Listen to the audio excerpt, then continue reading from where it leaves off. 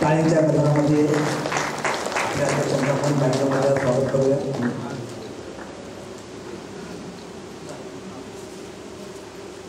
आजच्या कार्यक्रमाचं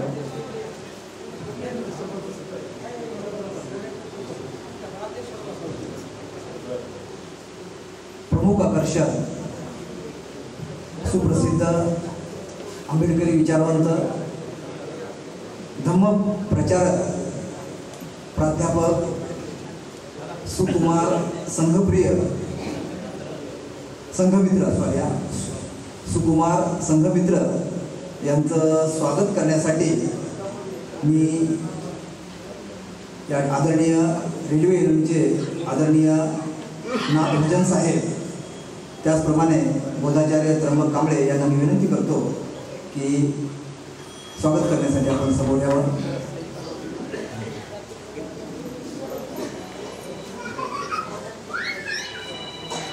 संयोजक लक्ष्मीकांत शिंदे यांनीही या स्वागतामध्ये सहभागी व्हायचं आहे. स्वागताध्यक्ष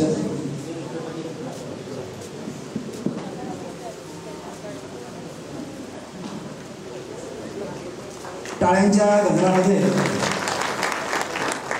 स्वागत करूया आपण.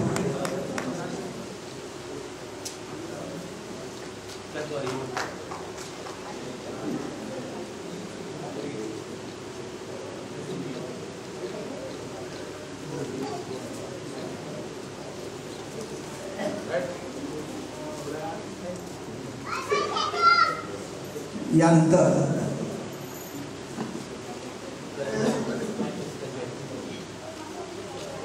सत्यशोधक महासंघाचे राज्याध्यक्ष धम्म प्रचारक विचारवंत DS नरसिंगे साहेब यांचेही सुद्धा या ठिकाणी यथोचित स्वागत करण्यात येत आहे. तर आशुतोष शिंदे उद्योजक गौतम भोळे आणि राम शिंदे यांना विनंती आहे की आपण नरसिंगे साहेबांचं स्वागत करावं.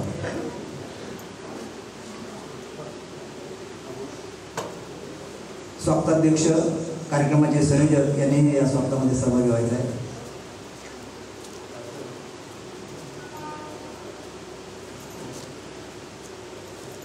टाळ्यांच्या गजरामध्ये आपण स्वागत करूया.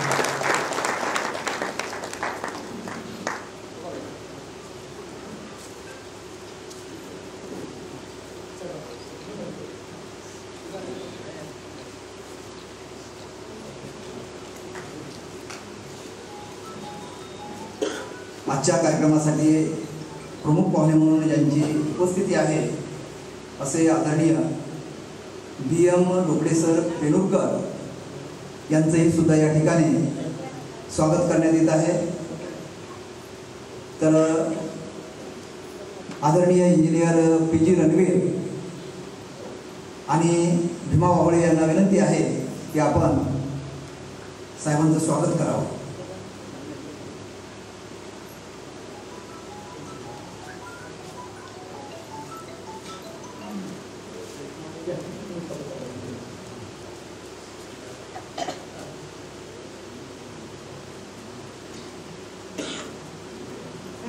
टाळ्यांच्या गजरामध्ये आपण स्वागत करूया.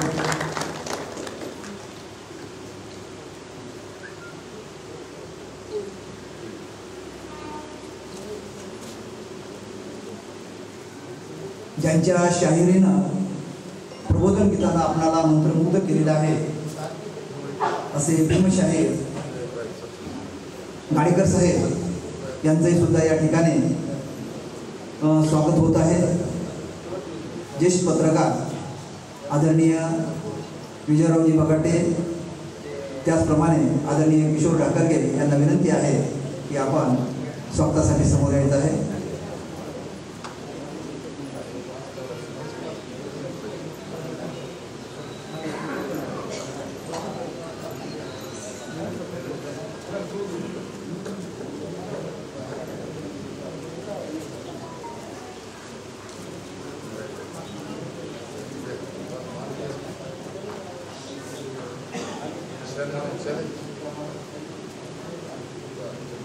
टाळ्यांच्या गजरामध्ये आपण स्वागत केलेलं आहे.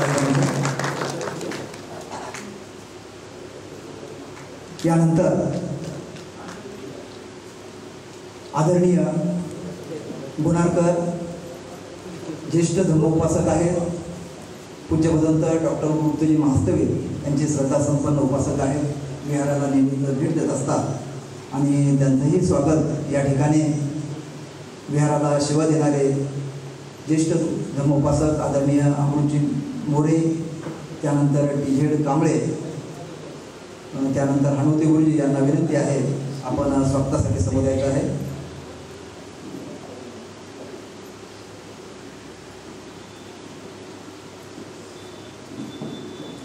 आदरणीय थोरात साहेबांना सुद्धा विनंती आहे आपण या स्वागतामध्ये सहभागी व्हायचं आहे.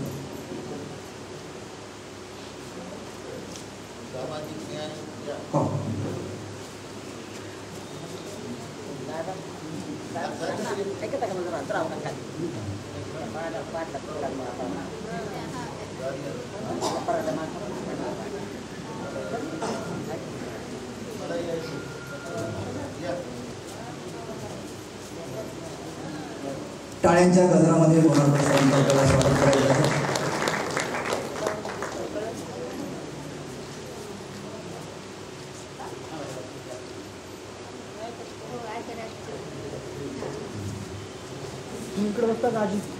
यानंतर आदरणीय प्राध्यापक घोडे सर यांचंही या ठिकाणी स्वागत करण्यात येत आहे. त्यांना विनंती आहे की आपण स्वागतासाठी समोर यायचं आहे.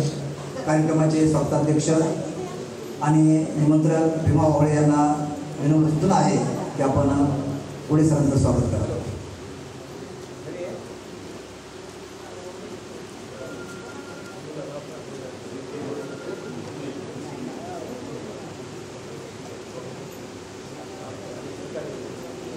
टाळ्यांच्या गजरामध्ये आपण स्वागत करूया.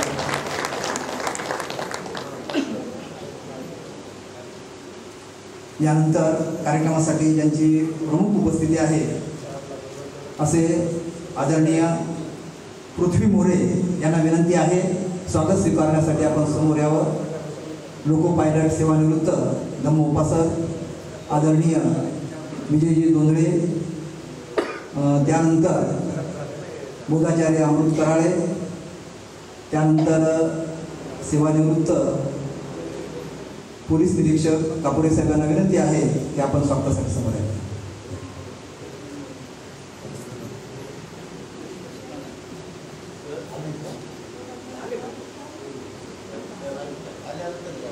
त्यानंतर अजित सदावर्ते असतील त्यांना विनंती आहे, प्रमुख पाहुणे अजित सदावर्ते यांना विनंती आहे की आपण आपलं स्वागत करायचं आहे. ज्यांचे नावं घेतलेली आहेत त्यांनी समोर येऊन स्वागत करायचं आहे.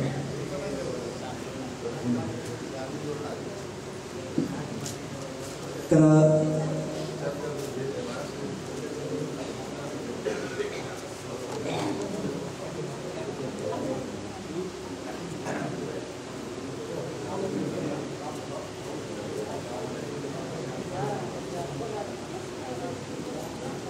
टाळ्यांच्या गजरामध्ये आपण स्वागत करूया.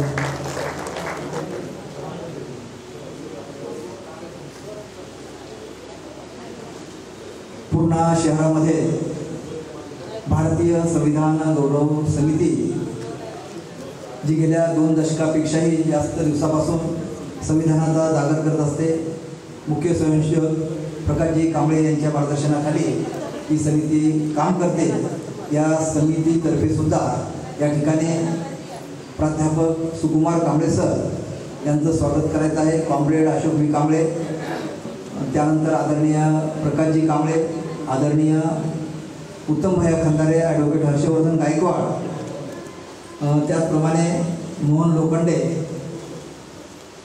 गौतम मुळे, आदरणीय देवराजदादा खंदारे यांना विनंती आहे की आदरणीय सुकुमार कांबळे सर यांचं स्वागत करण्यासाठी आपण समोर येत आहे.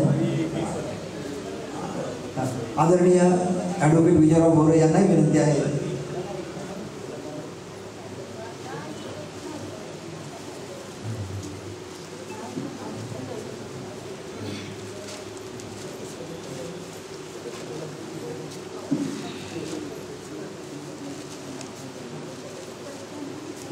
तर लक्ष्मीकांत शिंदे,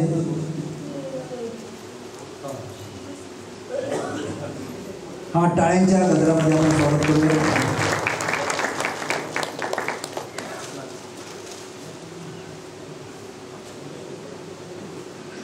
तर प्राध्यापक कांबळे सर आणि लक्ष्मण शिंदे यांचं यथोचित अशा प्रकारचं संविधान समिती, भारतीय संविधान गौरव समितीच्या वतीनं स्वागत करण्यात आलेलं आहे.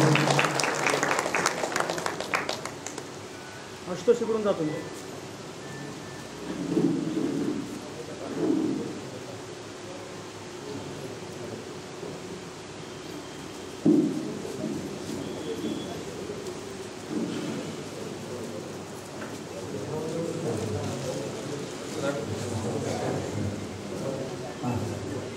यानंतर प्राध्यापक सुकुमार कांबळे सर यांचं स्वागत करण्यासाठी या ठिकाणी आशुतोष शिंदे, सुबोध सोनकांबळे आणि स्वागताध्यक्ष मिलिंद कांबळे ते स्वागत करत आहेत.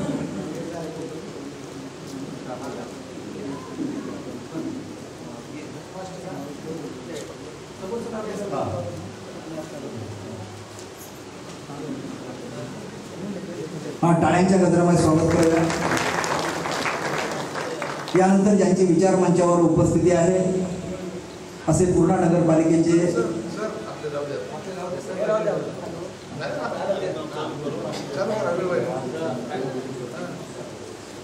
विनोद गायकवाड अण्णाभाऊ साठेनगर मधून आलेले आहेत, मित्रमंडळाचे पदाधिकारी आहेत. त्यांना विनंती आहे की आपण प्राध्यापक सुकुमार कांबळे सरांचं स्वागत करत आहे.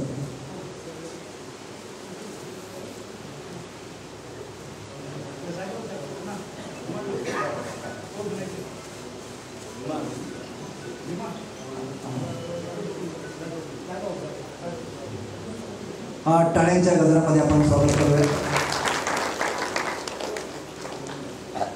तर स्वागताचा औपचारिक कार्यक्रम आपण या ठिकाणी संपवत आहोत. स्वागताध्यक्ष सन्माननीय मिलिंद कांबळे, भीमा बाबुळे प्रत्येकाला जागेवर जाऊन यथोचित सर्वांचं स्वागत करतील.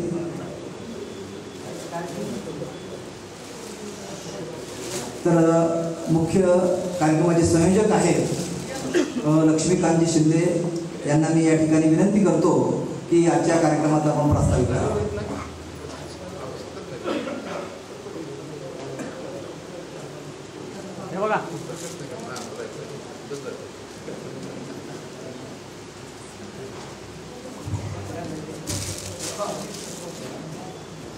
संपूर्ण विश्वाला शांतीचा संदेश देणारे तथागत भगवान गौतम बुद्ध, बोधिसत्व डॉक्टर बाबासाहेब आंबेडकर, ज्या ज्या महापुरुषांनी मानवमुक्तीच्या लढ्यामध्ये योगदान दिलेल्या सर्व महापुरुषांना मानवंदन करून मी आपल्या समोर घेऊ शकतो बोलणार आहे. अखिल भारतीय हिंदू संघाचे कार्याध्यक्ष, आमचे मार्गदर्शक पूजनीय पदंत डॉक्टर उपयुक्त महादेव यांना पंचांग प्रणाम करतो व आपणा सर्वांना क्रांतिकारी जय भीम करतो. गेल्या 25 सप्टेंबर 2014 रोजी आपल्या ह्या पूर्णा बुद्धविहारामध्ये आदरणीय जी.एस. दादा कांबळे साहेब व माझ्या सर्व कुटुंबाच्या घरच्या शिंदे परिवारांनी धम्मदीक्षा घेऊन आज 10 वर्ष पूर्ण झालेले आहेत. त्यानिमित्त धम्मदीक्षा दशक सोहळ्याचं आयोजन आम्ही या ठिकाणी करण्यात आले आहे. मित्रांनो, चळवळीमध्ये काम करत असताना अनेक गोष्टीचा अनुभव घेऊन जी दादा आम्ही बौद्ध धर्माची दीक्षा घेतलेली आहे. पण दीक्षा घेतल्याच्या नंतर जे काही अनुभव आले आणि जी काही मातंग समाजामध्ये धम्म चळवळ गतिमान झाली, ह्या सगळ्या गोष्टीचा अभ्यास केल्यानंतर आजच्या परिसंवादाला आम्ही विषय निवडला की नवदीक्षित बौद्धांची दशा व दिशा. का असते की बौद्ध धर्म दीक्षा घेतल्यानंतर दशा काय आणि दिशा काय या याच्यावर आपण बोलत असताना की मातांग समाज हा फुले शाहू बाबासाहेब आंबेडकर इथपर्यंत बुद्धिजीवी लोक मानतात, पण जे अण्णाभाऊंनी जग बदल घालून गावामध्ये सांगून गेले भीमराव किंवा बुद्धाची शपथ ही कथा लिहिली आणि अण्णाभाऊंनी आपल्या साहित्यामध्ये कुठलंही देवाला स्थान दिलं नाही. त्यांनी सगळं कष्टकरी कामगार आणि विज्ञानवादी साहित्य लिहिलेलं आहे. मित्रांनो, जेव्हा परमपूज्य बोधिसत्व डॉक्टर बाबासाहेब आंबेडकर यांनी 14 ऑक्टोबर 1956 रोजी नागपूर मुक्कामी बौद्ध धर्माची दीक्षा दिली, त्यावेळेस अण्णाभाऊ साठेंनी धम्मदीक्षा घेतली असती तर ही कुठल्याच मातांग समाजाला धम्मदीक्षा घेण्याची गरज पडली नसती. आम्ही नमाज बोलत होतो. पण आदरणीय जी दादा असे समजलं की नाही, की लहुजीचं काम वेगळं आहे, अण्णाभाऊचं काम वेगळं आहे, पण ह्या समाजाला धम्म दीक्षा घेतल्याशिवाय याची प्रगती होणार नाही. आणि इथं सुखी संसार करायचा असेल तर धम्म दीक्षा घ्यावी लागते. ताट मानानं जीवन जगायचं असेल तर धम्म दीक्षा घ्यावी लागते. आपल्याला स्वाभिमानी जीवन जगायचं असेल तर धम्म दीक्षा घ्यावी लागते. धम्म दीक्षा घेतल्यानंतर माणूस क्लिअर होते की एक बौद्ध आहे आणि बौद्धाच्या काम करतो. कारण की आज महाराष्ट्रामध्ये काही लोक काम करतात फुले शाहू बाबासाहेब आंबेडकरांचं आणि इकडे येऊन सांगतात की आम्ही तुमच्याच आहेत बरं, आम्ही बाबासाहेबांचं काम करतात. मोठमोठे 2-2, 3-3 तास बाबासाहेब भाषण करतात आणि तिकडे गेल्याच्या नंतर म्हणतात की आम्ही हिंदू आहेत, मी कुठे दीक्षा घेतली. हे जे दुटप्पी भूमिका घेणाऱ्या लोकांसाठी माझं म्हणणं आहे की बाबा धम्मदीक्षा घेऊन काम करा, कारण येणाऱ्या काळामध्ये मातांग समाजाची तुम्हाला प्रगती करायची असेल, पुढे न्यायचं असेल, सत्याच्या मार्गाने न्यायचं असेल, या धम्मदीक्षाशिवाय पर्याय नाही. कारण की मित्रांनो, ही चळवळ आहे, ही विचार आहे आणि या विचारावर आपल्याला काम करायचं आहे. मला माझ्या कुटुंबाने खूप सहकार्य केलेलं आहे. विशेष गोष्ट आमच्या आईनं खूप मदत केलेली आहे. जेव्हा हे धम्मदीक्षाचं मी भदंत उपगुप्त महादेव आणि देवराव दादा यांच्या उपस्थितीमध्ये पूर्णच्या बुद्धविहारात आम्ही पॉम्पलेट काढलं. सुरुवातीपासून पॉम्पलेट काढण्यापासून तर कार्यक्रमाच्या नियोजनापासून आमच्या आईने मला सहकार्य केलेलं आहे. मित्रांनो, कुटुंबानं साथ दिली म्हणून ही एक वैचारिक लढाई लढत आलो आणि 27 धम्मदीक्षाचे कार्यक्रम आजपर्यंत महाराष्ट्रामध्ये झालेले आहेत. मी हे याच्यासाठी सांगतो की दादा गेल्याच्या नंतर ही चळवळ मंदावलेली आहे. की महाराष्ट्रामध्ये पुन्हा झपाट्याने मातांग समाजामध्ये काम झालं पाहिजे ह्या विषयामुळं त्याच्यामुळे हे परिसंवादाचा कार्यक्रम आयोजित केलेला आहे. दादा म्हणजे दादा होते. दादा रात्रंदिवस महाराष्ट्रामध्ये पायाला भिंगरी लावून महाराष्ट्रामध्ये काम करत होते. मित्रांनो, याचे त्यांची धुरा आदर आमचे DS नरसिंगे सर यांनी महाराष्ट्राचं अध्यक्षपद घेऊन महाराष्ट्रामध्ये काम करत आहेत. ते सुद्धा खूप अभ्यासू आहेत आणि त्यांनी महाराष्ट्रामध्ये ही धम्म चळवळ गतिमान करत आहेत. या ठिकाणी खूपच अभ्यासू व्यक्तिमत्व आहेत. आमचे सुकुमार कांबळे सर आहेत, बरेच आहेत. मी नाव याच्यासाठी सर्वांचे घेतलं नाही की आपल्याकडे वेळ खूप झालेला आहे आणि मी माझं प्रस्ताव इथेच थांबतो. सर्वांना क्रांतिकारी जय हिंद.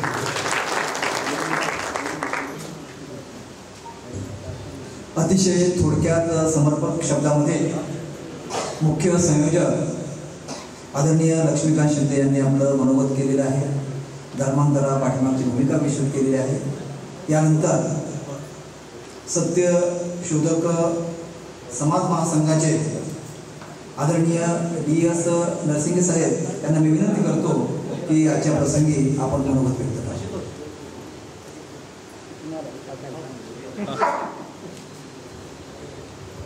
महामानवदाता गौतम बुद्ध बोधिसत्व परमपूज्य डॉक्टर बाबासाहेब आंबेडकरांना प्रथमतः वंदन करून या धम्मदीक्षा दशकपूर्तीचे सन्माननीय प्रमुख मार्गदर्शक भदंत डॉक्टर उपगुप्त महाथेरो, पूजनीय बनते पहियावंश, या कार्यक्रमाचे अध्यक्ष यादवरावजी भवरे सर आणि ज्यांचं आपण अत्यंत उत्सुकतेने भाषण ऐकणार आहोत असे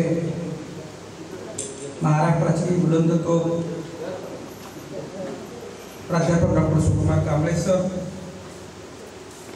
या ठिकाणचे या कार्यक्रमाचे स्वागत अध्यक्ष मिलिंदजी कांबळे आणि संपूर्ण आमचे लक्ष्मीकांत शिंदे यांचा परिवार, उपस्थित सर्व बांधव भगिनी, आज या ठिकाणी आपण धम्मप्रचारक मातंग समाजामध्ये विशेष करून बुद्धाचा धम्म वाढला पाहिजे अशा पद्धतीचा चंग ज्यांनी बांधला आणि पूर्णेमध्ये 10 वर्षापूर्वी जीए दादांच्या उपस्थितीमध्ये दीक्षेचा कार्यक्रम घेतला असं संपूर्ण कुटुंब, शिंदे कुटुंब या ठिकाणी आहे. आणि त्याच्यामध्ये आमच्या आई, ज्या शिंदे आई आहेत, त्या अत्यंत म्हणजे जुन्या काळातल्या असून सुद्धा लक्ष्मीकांतच्या सोबत मुलांनी जे काही चलो बुद्ध की ओरचा नारा दिला तो त्यांनी स्वीकारलेला आहे. आणि 10 वर्षापूर्वी हे सगळं झालेलं आहे. गेल्या 10 वर्षामध्ये महाराष्ट्राच्या अनेक कानाकोपऱ्यामध्ये मातंग समाजामध्ये मोठ्या प्रमाणामध्ये बुद्ध धम्मदीक्षेचे कार्यक्रम झालेले आहेत. आज आमच्या इथं आनंद सूर्यवंशी आहेत, युवा कार्यकर्ते बसलेले, ते सुद्धा यामध्ये सातत्याने आमच्या जीदादासोबत त्यांची भूमिका एक महत्त्वपूर्ण राहिलेली आहे. आज दशकपूर्ती धम्मदीक्षेची दशकपूर्ती करत असताना या पवित्र ठिकाणामध्ये, हे अत्यंत क्रांतिकारी आणि पवित्र ठिकाण, या ठिकाणावरून ही दशकपूर्ती होते. लक्ष्मीकांत शिंदे यांच्या बुद्ध धम्म स्वीकारण्याची ही दशकपूर्ती होत आहे. हे एक ऐतिहासिक क्षण आहे पूर्ण शहरातला आणि महाराष्ट्रातला, असं मी या ठिकाणी नमूद करेन. आज परिस्थिती विशेष करून सुकुमार कांबळे सर, आमचे ज्येष्ठ मार्गदर्शक, हे सातत्यानं बुद्ध धम्मावर मातंग समाजामध्ये, ओबीसी समाजामध्ये, चर्मकार समाजामध्ये बुद्ध धम्म वाढला पाहिजे यासाठी भाष्य करत असताना ते आमच्या सोबत आहे. आमची प्रायोरिटी बुद्ध धम्म दीक्षाचा कार्यक्रम आहे. लक्ष्मीकांत आणि मी आणि जीदादा यांची प्रथम प्राधान्य दीक्षा आणि मातंग समाजामध्ये, चर्मकार समाजामध्ये, ओबीसी मध्ये बुद्धाचा विचार याला पाहिजे, प्रायोरिटी आहे. आणि त्या प्रायोरिटीला आमचे नेते सुकुमार कांबळे सर हे सातत्यानं पाठिंबा देत आहेत आणि ते सुद्धा दीक्षित आहेत. आपण ज्यांचं इथं भीमगीत गायन ऐकलेलं आहे ते बाबूराव गाडेकर, हे सुद्धा कंधारकडले पूर्वाश्रमीचे मातंग आणि ते बौद्ध धम्म दीक्षित आहे. मुलगी बौद्धामध्ये दिली म्हणून सांगतात. मी म्हणलं गेले काय हा बंदीजी पण आले होते. हे भीमगीत गायक आहेत. महाराष्ट्रामध्ये लोक मातंग समाजामधून बुद्ध धम्मामध्ये प्रवेश करत असताना गेल्या 10-15 वर्षामध्ये हे प्रमाण जरा वाढलेलं आपण बघतोय. तसं पाहिलं तर मातंग हे पूर्वीचेच बौद्ध आहेत. कधीचे, मी नेहमी सांगतोय की नुसते मातंगच बौद्ध नाही, तर या देशातला मराठा पासून ओबीसी आणि संबंध आमचे ब्राह्मण बांधवापर्यंत आपण सगळेच या देशामध्ये बौद्ध होतो. कारण या देशावर बुद्धाच्या विचाराची राजवट जी आहे ती 1200-1250 वर्षापर्यंत बुद्धाच्या विचाराची राजवट चाललेली आहे. इथं छत्रपती शिवाजी महाराजांच्या कुळातील जे पूर्वज असतील ते सुद्धा सगळे बौद्ध होते, हा इतिहास आहे. परंतु नंतरच्या काळामध्ये मात्र याच्यामध्ये पुष्यमित्राच्या प्रतिक्रांतीनंतर जी काही म्हणजे बुद्ध धर्माचा नायनाट करण्याची जी काही प्रक्रिया सुरू झालेली आहे आणि त्यानंतर जाती व्यवस्था जी आलेली इसवी सनाच्या 3ऱ्या शतकात साधारणतः, त्याच्यामध्ये आता इतिहासकारांचं असं म्हणणं आहे की मातंग ही जी जात आहे ही पूर्वीची महार समाजातून ही जात निर्माण झालेली असं इतिहासकारांचं म्हणणं आहे. म्हणजे महाराष्ट्रामध्ये जिथं महारांची संख्या जास्त आहे तो महाराष्ट्र, आणि इतिहासकारांचं म्हणणं आहे की पूर्वीची जी काही महार समाज होता त्याच्यातून मातंग समाजाची उत्पत्ती आणि निर्मिती ही धंद्यावर आधारित झालेली आहे. ते खरं असो नसो, परंतु आपण सगळे एक होतो म्हणजे सगळे बौद्ध होतो हे मात्र मानण्यासाठी आपल्याकडं लिटरेचर जे आहे बुद्धिझमचं, त्याच्यामध्ये मग प्रसेनजीत असेल किंवा ती चंडालिका मुलगी असेल, ह्याचे काही दाखले येतात. त्या दाखल्यावरून चंडालिका प्रकृती असेल किंवा सोपाक असेल किंवा प्रसेनजित असतील आणि जी काही 1200-1250 वर्ष बुद्धाची राजवट या देशावर चालली, यावरून असं सिद्ध होत आहे की महाराष्ट्रातला मातंग किंवा ओबीसी सगळेच आपण बौद्ध होतो. आज परिस्थिती विचित्र बनलेली आहे. आज मातंग समाज जो आहे हा आर्यष्टाच्या दावणीला लागलेला आहे सगळीकडे. आता सुकुमार कांबळे सर आता बसल्या बसल्या माझ्या काना सांगत होते, आता म्हणले याच्यामध्ये तरुण किती आहेत बघा, तरुण तुमच्यामध्ये बसलेल्यापैकी, म्हणजे महिलांमध्ये बी तरुण महिला किती आहेत आणि पुरुषामध्ये बी तरुण मुलं किती कुठं आहेत. म्हणजे सुकुमार कांबळे सर हळूच माझ्या काना सांगत होते तर तरुणांची संख्या कमी आहे. ठीक आहे, 6 विहारामध्ये आहेत सुना, म्हणजे सुना घरी आहेत, 6 विहारामध्ये आहेत. वयस्कर लोक आपल्या विहारामध्ये येत आहेत. ठीक आहे, पण मी सुकुमार कांबळे सर तुम्हाला सांगतो की इथं सुरुवात तरी झालेली आहे. या समाजामध्ये सुरुवात तरी झालेली आहे. 30-35 वर्ष हे पहिलीची पिढी बौद्धामध्ये निर्माण झाली, शिकली, आणि आता जे काही धम्माकडे वळत आहे, काही बाबासाहेबांनी 56ला जरी धम्म घेतला असला तरी प्रत्यक्ष पहिली पिढी शिकल्यानंतर जी काही धम्माकडे वळलेली आहे, तुम्हा सगळ्यांनाच माहिती आहे की बुद्ध विहाराची संख्या कुठं होती. पूजनीय भंतेगणांचं आगमन झालं, काम सुरू झालं आणि विहारांची संख्या आता वाढलेली आहे. आता आमच्या लातूरमध्ये 36 बुद्ध विहार आहे, म्हणजे आता संख्या वाढत आहे. पण आपल्यापुढे ते आव्हान आहे, सुकुमार कांबळे सर जे काना सांगत होते ते आव्हान आहे की तरुणांना आपल्याला या धम्माकडे कसं ओढता येईल. ही परिस्थिती तुमच्याकडे आहे, पण मी सरांना सांगतोय की मागात परिस्थिती लय वाईट आहे. मागाचं आता तुमचं तर तोंड बुद्धाकडे आहे, मागाची पाठ बुद्धाकडे आहे. म्हणजे माग बुद्ध म्हणलं की असं बुद्धाकडे असं पाठ करून बसायला दिले, बरोबर आहे का. म्हणजे मागाचे लोकांची पाठ बुद्धाकडे आहे. आता तुमच्यातल्या वयस्करांचं तोंड बुद्धाकडे आहे, पोरांचं येईल, होईल, काम सुरू केलं. त्यासाठी काय करावं लागेल ते ठरवतील, विचारून. या सभागृहामध्ये सगळेच क्रीम वर्ग आहे, लक्ष्मीकांतजी बरोबर आहे का, सगळा क्रीम वर्ग आहे. ठरवतील ते काय याबद्दल काय करायचं ते पुढं. पण हे आव्हान मातंग समाजामध्ये खूप मोठं आहे, खूप मोठं आव्हान. आणि या सगळ्या पार्श्वभूमीवर तुरळक असता असं ना, परंतु जे लोक बुद्ध धमाकडे येत आहेत, लक्ष्मीकांत सारखे आमचे किंवा आम्ही असं, हे आज आपण म्हणतो किंवा दशा आणि दिशा काय, ठीक आहे, यांच्या वाट्याला काही अपमान आलेला असेल, काही अडचणी आलेल्या असतील, स्वाभाविक आहे. कांशीराम काय म्हणाले, जिस समाज में बलि जाने के लिए बकरे पैदा नहीं होते वो समाज बाज है. बळी तर जावंच लागेल ना. लक्ष्मीकांत, दशा होणारच आहे, दशा झाल्यावर दिशा मिळणार. दशाच वाट्याला काही येऊ नये म्हणलं तर दिशा सुद्धा मिळणार नाही. त्याच्यामुळे हे स्वाभाविक आहे. आम्हाला त्याच्याबद्दल ते आम्हाला पारितोषिक वाटतंय. आम्हाला कोणी म्हणलं का हे महाराजच्या नादाला लागले, महाराज गेले, महार झाले. आता एक दिवशी गेल्या महिन्याभरापूर्वी मागाचं एक पोरग आमच्या घरापुढं पडलं, दारू पिऊन, मागाचं पण त्याची माझ्या घरापुढं पडलं, मागाचंच पोरग. आणि काय पण म्हणते, पिऊन जात विके, पिऊन काय म्हणते, जात विके. म्हणजे माझं 3 मजली घर जे आहे लातूरमध्ये, त्याला म्हणायचं मी जात विकली घर बांधलंय. त्याला ती पोटशूळ आहे 3 मजली घराचं, आणि त्या घराच्या दारात पडलं पिऊन. आणि काय म्हणतंय पिऊन, मी तर नव्हतो घरी, काय म्हणतंय जात विके. आमच्या घरचे लेकर बाय काय काय ते तिथं जात विके म्हणून शिवाय द्यायला लागलेला. म्हणजे इतका अज्ञान आहे सुकुमार कांबळे सर समाजामध्ये. तर मी तर घरी नव्हतो, आणि त्यानं ज्या परिस्थिती होतं त्यानं थोडा वेळ बोललं, पण आमचं मग बाळच्या भावाचं पोरग उठलं, ते 12वीचं कॉलेजचं पोरग, त्याला त्याच्याच पट्टीत शिव्या दिल्या आणि त्याला गच्चीला धरलं की त्याची दारू उतरली, त्यानं गेलं चलत निघून. 2-4 त्याला शिव्या दिल्या आमच्या थोरल्या भावाच्या पोरग. ही परिस्थिती आहे मातंग समाजामध्ये. आपल्याकडे लक्ष्मीकांतजी आपल्या समाजाचे लोक जात विके म्हणून बघतात, महाराजच्या नादा लागले म्हणून बघतात. ते आव्हान आहे आपल्याकडे, पण ते आपण जाणायचे ना. आपल्या मुलाचे लग्न व्हायचे नाही ते काय अडचणी येत्या.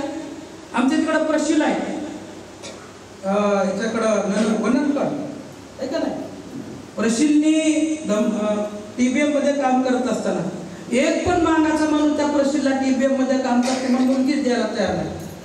TBM मध्ये काम करणाऱ्या बौद्ध बांधवांनी प्रसिद्धला मुलगी दिली.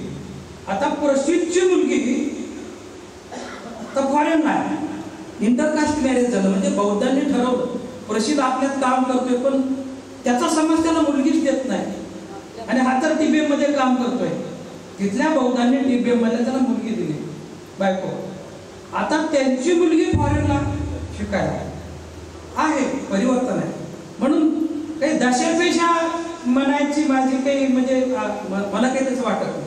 हे स्वाभाविक आहे, आपल्या वाट्याला येणं ते पारितोषिक आहे आपल्यासाठी. आपण बळी जाण्यासाठी तयार व्हायचं तर कोण जायचं. आणि हे बौद्ध बांधव आपल्या पाठीचे आहेत ना. आज मी शेवटच्या 10 मिनिटात सांगतो की आज मातंग समाजाच्या पुढे खूप मोठं आव्हान आहे आमच्या पुढे, चळवळीच्या पुढे. परंतु ते आम्हाला पेलायचे आणि त्यासोबत त्यासाठी आमचे नेते सुकुमार कांबळे सर सातत्याने प्रचार करत आहेत या मंचावरून बुद्धाच्या धर्माबद्दल. ते ठोकून बोलत आहेत आणि तेव्हा विरोधकांचे तोंड बंद सुद्धा होत आहे. आणि म्हणून आम्ही सुकुमार कांबळे सरांना घेऊन हे काम करतो. मला वाटतं अहमदपूरला गेल्या 2 वर्षापूर्वी जो आम्ही धर्मांतराचा कार्यक्रम घेतला 100 लोकांचा मातंगाच्या, तिथं सुकुमार कांबळे सरांच्या भाषणाला जवळपास 10 ते 12 लाख त्याचे आता व्ह्यूज आहेत. त्या भाषणाचे व्ह्यूज ज्यानं ते व्हिडिओ केला त्यानं मला 60,000 रुपये मिळाले ते व्हिडिओ करणारा त्याचे. म्हणजे ह्या पद्धतीनं सर आपल्यासोबत आहे. लक्ष्मीकांतला मी सांगतो की आता त्यांना काही शारीरिक प्रॉब्लेम मध्यंतरी अटॅक वगैरे झालेला आहे. पण तुम्ही ज्या मार्गाने चालत जाता जो मार्ग तुम्ही पत्करला तो ऐतिहासिक मार्ग आहे. तुम्हाला आम्हाला जितकं शक्य आहे तितकं आपण ते काम करणार आहोत. पण मी सरांना सांगतो सुकुमार कांबळे सरांना की लहान वयामध्ये धम्म वाढला पाहिजे.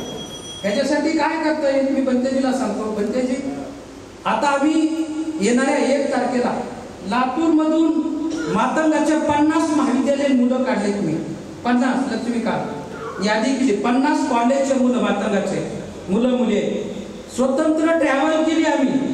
1 तारखेला संध्याकाळी मातंग आणि चर्मकाराचे थोडे 5-6 आहे पण मातंगाचे मुलं आणि मुली कॉलेजचे 50 ची बेरीज झाली. आम्ही स्वतंत्र ट्रॅव्हल घेऊन त्यांना नागपूरला घेऊन जातो. सगळे महाविद्यालयीन मुलं आहेत सर, सगळे मातंगाचे आणि चर्मकाराचे थोडे OBCचे 2-4 आले पण सगळे तरुण आहेत. आणि त्याच्यामध्ये 10 लोक आमचे केडर कॅम्पवाले आहेत. त्याच्यात 8-9 बौद्ध आहेत. बापू गायकवाड भारतीय बौद्ध महासभेचे राज्य संघटक. आता मी पण भारतीय बौद्ध महासभेचा राज्य संघटक झालो. भीमराव साहेब म्हणले आता मातंगात तुम्ही काम करता पण तेच इकडं बी करा. मी म्हणलो हे आमचे लोक म्हणतील की तुम्ही आम्हाला सुपारी वगैरे दिली साहेब आणि मग आम्हाला नाव ठेवतील. मी म्हणालो आणि म्हणतील की ते साहेबांनी पेरलंय ह्यांना. पण पुन्हा 6 महिन्यांनी भीमराव साहेबांनी एकतर्फी निर्णय घेतला आणि माझी निवड केली आणि मी आता भारतीय बौद्ध महासभेचे राज्य संघटक म्हणून काम करतो. मला हे सांगायचंय की सुकुमार कांबळे सर बौद्ध समाजामध्ये लहान मुलांची शिबिरं होतात. बरोबर आहे का? होतात. लहान मुलांचे शिबिरं होतात. लहान मुलं शिवर अंगावर घेतात आणि ते बसतात 10 दिवस. मी बघतोय ते सगळं, मी बघतोय हे सगळं. काम सुरू झालेलं आहे, काम सुरू झालेलं आहे. ऐकायला पाहिजे, काम सुरू झाले ते पुढं जाईल. पण तेच काम आपल्याला सुद्धा या समाज घटकामध्ये सुद्धा बौद्धेतर समाज घटकामध्ये सुद्धा ते आपल्याला काम कसं घेऊन जायचे ते आपल्या सगळ्यांच्या पुढचं चॅलेंज. अनेकदा लोक म्हणतात बौद्धांची जबाबदारी नव्हती का, त्यांनी आम्हाला सांगू नये का. ते काही बी नाही. आता दीप भाऊ आपण आपला उद्धार करायला पुढे आलं पाहिजे असं आमचं म्हणणं आहे. आणि हे करत असताना जे बांधव आपल्याला सोबत येणार आहे त्यांना घेऊन आपण काम करू. पण असं काही बळजबरी आहे का तुम्ही काच येत नाहो, बरोबर आहे का? तसं म्हणणं म्हणजे इनडायरेक्टली त्यांना बुद्ध धर्माचा मालक करण्यासारखं होईल. बरोबर आहे का? असं काय नाही. बुद्ध धर्माचं मालक आहे बौद्ध लोक महाराष्ट्रातले नाही, ते जरा सुशिक्षित आहे. बुद्ध धर्म हा अखिल मानव जातीचा आहे. त्याच्यामुळे असं काही मांडण्याची गरज नाही. आपण स्वतंत्र काम करायला लागून जे चांगले बौद्ध आहेत ते सोबत येतात आणि ते सहकार्य करतात. या ठिकाणी किती मातंग आहेत मला माहित नाही, परंतु या पवित्र मंचावर शेवटच्या 2-5 मिनिटांमध्ये मी हा संदेश देईन की जोपर्यंत किमान महाराष्ट्रातला, आता OBCचं तर सांगणार नाही पण किमान, कारण बाबासाहेबांनी महामानव परिषदा इतिहासामध्ये घेतलेले तरी बाबासाहेबांना माहिती होतं की बौद्धाच्या सोबत मातंग हा तितकाच पीडित आहे आणि तो लवकर बुद्धिझमकडे येऊ शकतो की बाबासाहेबांचा टार्गेट होतं. आणि म्हणून जवळपास 11 महामार्ग परिषद बाबासाहेबांनी घेतलेले. बाबासाहेबांचं सेकंड टार्गेट जे आहे की मातंग हा लवकर जुळला जाईल त्याच्यासाठी अनेक प्रयत्न केलेले आहेत. महाराष्ट्रातल्या मातंग समाजाला आरक्षणाचा विषय दिलेला आहे अवघडचा आणि आरक्षणाचा विषय देऊन आंबेडकरी मुवमेंट पासून महाराष्ट्रातला मातंग समाज बाजूला जाईल आणि तो बुद्धिझमच्या विरोधात उभा राहील अशा पद्धतीचं कारस्थान पुण्याच्या सदाशिव पेठीमधून RSSची मंडळी करत आहेत. ते आमच्या बी पुढचं आव्हान आहे. सुकुमार कांबळे सर ते तुमच्या पुढचं आव्हान ते खरं तर बौद्धाच्या पुढचं आव्हान कमी आहे. ते तुमच्या आणि माझ्या पुढचं लक्ष्मीकांतच्या पुढचं आव्हान आहे. काय तुमच्या पुढचं ते आव्हान आहे की आपल्यातलेच लोक आपल्या विरोधामध्ये उभा केले चाललेले हे आपल्या पुढचं आव्हान. या सगळ्या परिस्थितीमध्ये हा धर्माचा प्रचार प्रसार हे ज्या पद्धतीनं काय काय स्ट्रॅटेजी करायचं जसं आता आम्ही एक धम्मस्थळ घेऊन जातो. पुढच्या वर्षी पूर्णेतून बी जर असे मातंग आणि चर्मकार ओबीसीची जर तरुण मुलांची जर आपण सहल नेऊ शकलो काही टिपिकल 10-20 लोकांच्या पुढाकारातून लक्ष्मीकांत बरोबर आहे का सर? स्वागताध्यक्ष इथे बसलेत का कांबळे साहेब? स्वागताध्यक्ष ज्यांची पात्रता आहे किंवत आहे अशा 10-20 लोकांनी 50 पोरं पाठवायचे नागपूरला एखादी ट्रॅव्हल करून 2-2 हजार रुपये दिले की ट्रॅव्हलची भरती होती. काही मोठी गोष्ट नाही.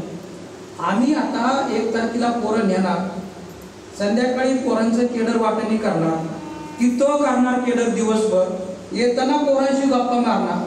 प्रत्येक पोरामध्ये आम्ही एक ग्रुप वाईज लीडर दिलाय चळवळीचा कार्यकर्ता लीडर प्रमुख त्यांनी ते पोरं घेऊन बनवायचे त्यांच्याशी हितगुज करायचे बातचीत करायची प्रश्नोत्तर करायचे त्यांच्या गळी धम्म उतरायचे बाबासाहेबांचा विचार उतरवायचा.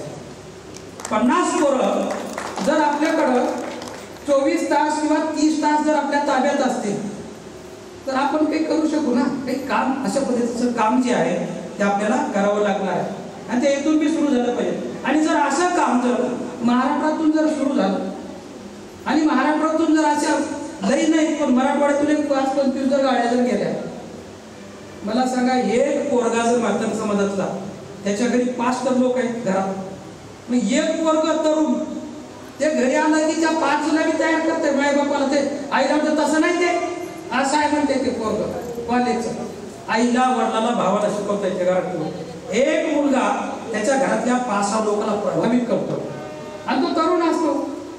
अशा पद्धतीनं जर 5-25 ट्रॅव्हल जर जाऊ लागल्या तर कसं काय भारत महाराष्ट्रातला मान तर बौद्धमय होईल 10 वर्षांनी. पण ती दृष्टी आपल्याला सगळ्यांना ठेवावी लागेल आणि अशा पद्धतीचे अनेक कृती कार्यक्रम आपल्याला करावे लागतील. जाता मी आणखी 2 मिनिटात सांगतो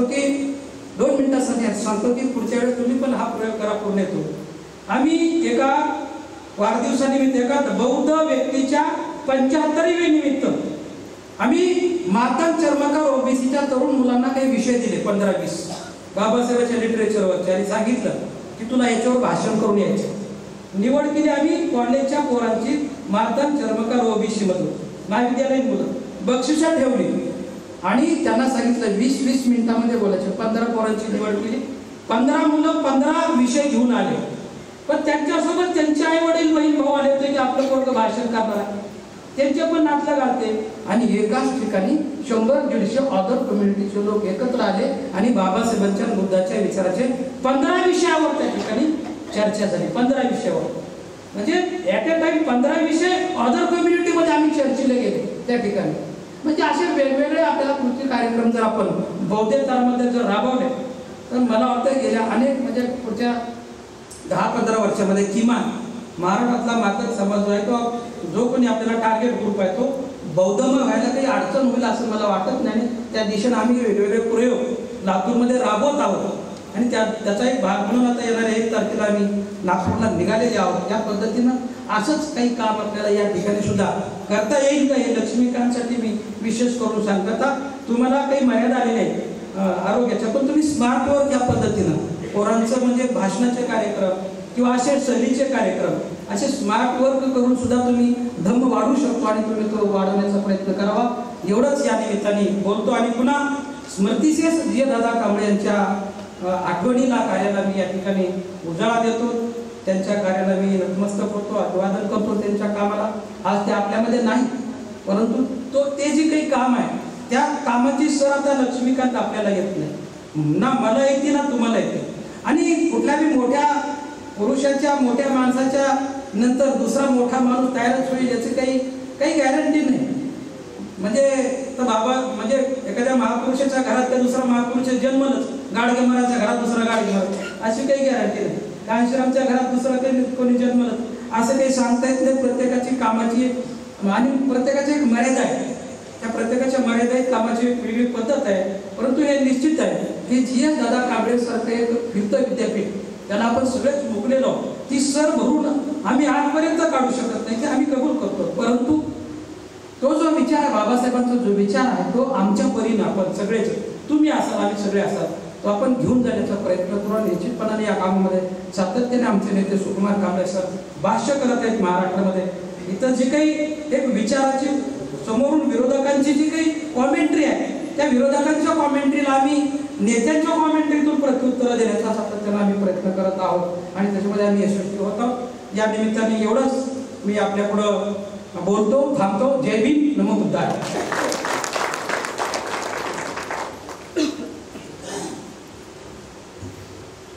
आदरणीय DS नरसिंगे सर, आपण मातंग समाजाचं धर्मांतर आणि त्यामध्ये येणाऱ्या अडचणी आणि त्या अडचणीवर कशा पद्धतीनं मात करता येईल या संदर्भामध्ये सविस्तरपणे यथोचितपणे आपण संबोधित केलेलं आहे. आपल्याला माहीत आहे, पूर्णा शहरामध्ये परभणी जिल्ह्यामध्ये काम करत असताना लक्ष्मीकांत शिंदे यांच्या पाठीमागं पूर्णा शहरातील, तालुक्यातील, जिल्ह्यातील बौद्ध समाज अगदी समर्पितपणे, खंबीरपणे त्यांच्या पाठीशी उभा आहे. हे आपणाला सांगत असताना, कारण लक्ष्मीकांत शिंदे यांनी अगदी कायावाच्या मनानं बुद्ध धर्म स्वीकारलेला आहे. आपणच स्वीकारला नाही तर आपलं संपूर्ण कुटुंबीय यामध्ये त्यांनी सहभागी करून घेतलेला आहे. आणि त्यांच्या ज्या कार्याची जी पावती आहे, दैनिक पूर्णानगरी हे एक ऑनलाईन पेपर आहे आणि त्या पेपरच्या माध्यमातून त्यांचं कार्य आम्ही नेहमीकरता प्रकाशित करत असतो. तर या ठिकाणी संयोजन समितीच्या वतीनं आणि पूर्णानगरीच्या वतीनं आदरणीय सुकुमारजी कांबळे सर यांना एक सन्मानपत्र या ठिकाणी देण्यात येत आहे. तर सन्मानपत्राचं अगदी थोडक्यामध्ये मी वाचन करतो. आदरणीय प्राध्यापक सुकुमार कांबळे सर, आपणाला सन्मानपत्र देत असताना अतिव आनंद होत आहे. 4 दशकापूर्वी आपण आपल्या शेकडो समविचारी सहकार्यांनी महामानव तथागत भगवान बुद्ध यांनी दिलेल्या बुद्ध धर्माची दीक्षा घेतली. पूर्वाश्रमी जे आपण मातंग मनोवादी वर्णव्यवस्थेचे चटके आपणाला बसलेले, गाव कुसाबाहेर राहून अस्पृश्यतेच्या काय वेदना असतात ते आपण अनुभवलं, सोसलं, सहन केलं. वंदनीय बौद्ध भिक्षूच्या सहवासात आपण आला. त्यांच्या धम्मदेशनेमुळे आपल्यामध्ये परिवर्तन झाले व त्यामधून आपण व आपले समविचारी सहकारी माता भगिनी यांना सोबत घेऊन शेकडो अनुयायांनी 40 वर्षापूर्वी म्हणजे 1984 मध्ये त्यांनी धर्मांतर केलेलं आहे. बौद्ध धर्माची दीक्षा घेतली. आपण एक उच्च विद्याविभूषित, शील, सदाचार, मंगल, मैत्रीचे मूर्तिमंत प्रतीक आहात. महामानव तथागत भगवान बुद्ध, बोधिसत्व, परमपूज्य डॉक्टर बाबासाहेब आंबेडकर, साहित्य सम्राट अण्णाभाऊ साठे यांच्या विचाराचा, कार्याचा आपल्यावर गहन प्रभाव आहे. या महापुरुषांचे विचार प्रत्यक्षात आचरणात आणल्यानंतर काय परिवर्तन होऊ शकतं हे आपल्याकडे बघितल्यानंतर लक्षात येते. आपण फक्त नावापुरते बौद्ध झाला नाही, त्यासाठी आपणाला तहसीलदार, प्रांत अधिकारी यांच्यासोबत वाद घालावा लागला व त्यांच्याकडून बौद्ध प्रमाणपत्र प्राप्त करून घेतले. आपण एक आदर्श संस्कारक्षम पिता आहात. आपल्या सुकन्या यांनी वैद्यकीय शिक्षण घेऊन त्या वैद्यकीय अधिकारी आहेत. सुपुत्र स्त्रीसृष्टीमध्ये एक आघाडीचे अभिनेते आहेत. आपणाला स्वतःचं आडनाव बदलून धम्माला अभिप्रेत असलेलं या ठिकाणी संघमित्र हे नाव आपण धारण केलेलं आहे. या देशातील 85% बहुजन समाज निश्चितचपणे एके दिवशी बौद्ध धर्माची दीक्षा घेणार आहे, अशा प्रकारचं आपलं भाकीत आहे. ते वास्तव्यात उतरताना दिसत आहे. कोल्हापूर जिल्हा ही आपली जन्मभूमी जरी असली तरी संपूर्ण महाराष्ट्र, अखंड भारत ही तुमची कर्मभूमी आहे. व्यापक प्रमाणामध्ये आपल्या व्याख्यानाच्या मधून बुद्ध धम्म प्रचार आणि प्रसाराचं कार्य आपण करत आहात. जागतिक कीर्तीचे धम्मगुरू, अखिल भारतीय भिक्खू संघाचे कार्याध्यक्ष पूज्य भदंत डॉक्टर उपगुप्त महातेरो यांच्या प्रमुख मार्गदर्शनाखाली धम्म प्रचारक लक्ष्मण शिंदे व दिवंगत चक्रवर्ती GL दादा कांबळे यांनी आपले आप्तेष्ट नातेवाईक व कुटुंबियासोबत 40 जणांनी याच बुद्ध विहारामध्ये धम्मदीक्षा घेतली. त्याचा दशकपूर्ती सोहळा, हा धम्मदीक्षेचा दशकपूर्ती सोहळा आपण या कार्यक्रमास प्रमुख व्याख्याते म्हणून आलात. आपलं व्याख्यान यापुढे होणार आहे आणि निश्चितपणे आपल्या व्याख्यानामुळं आमच्यामध्ये एक नवचेतना निर्माण होणार आहे. आजच्या कार्यक्रमाचे स्वागताध्यक्ष आदरणीय मिलिंदजी कांबळे, कार्यक्रमाचे अध्यक्ष प्रकाशजी कांबळे आणि त्याचप्रमाणे पूज्य भदंत डॉक्टर उपगुप्तजी महास्तवीर, सर्व मान्यवरांना विनंती आहे ते सन्मानपत्र आपण आदरणीय सुकुमारजी कांबळे ज्यांनी आपलं नाव बदललेलं आहे संघमित्र यांना आपण देऊया. सर्व सन्माननीय नगरसेवक आदरणीय फुले,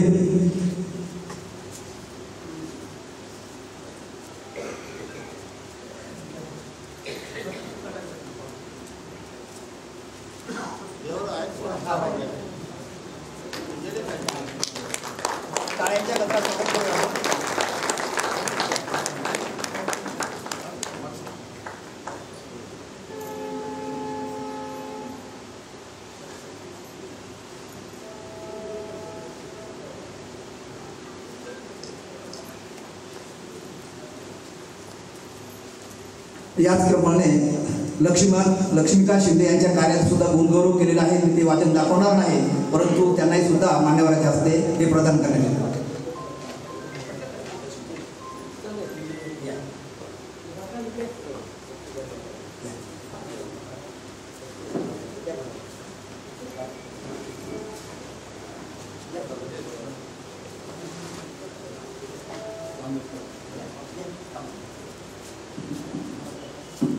टाळ्यांच्या गजरामध्ये आपण स्वागत केलं.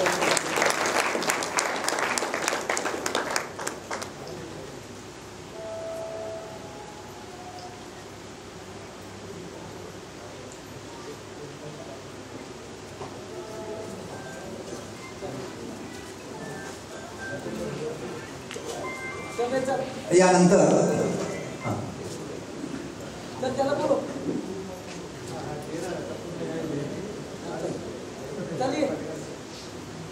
तर यानंतर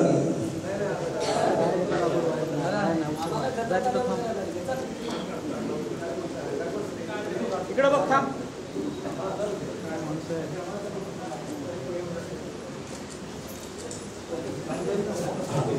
ज्यांच्या व्याख्यानाची आपण प्रतीक्षा करत आहात तर प्राध्यापक सुकुमार कांबळे सर यांना मी विनंती करतो की आजच्या प्रसंगी आम्हाला संबोधित करा.